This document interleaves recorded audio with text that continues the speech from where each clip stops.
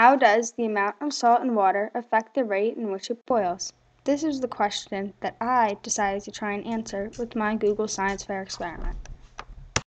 After I performed my research and wrote my research paper, I came up with my hypothesis that states if I add more salt to water, then it will boil faster.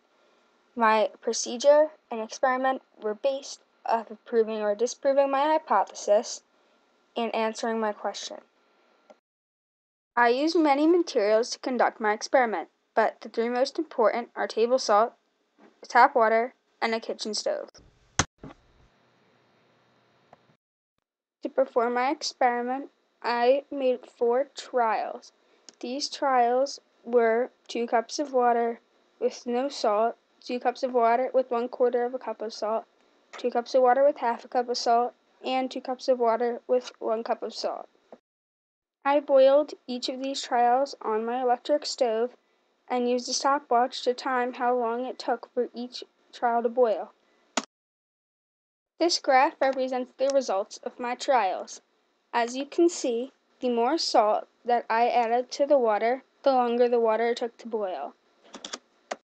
This graph shows a positive correlation between the amount of salt in the water and how long the water took to boil.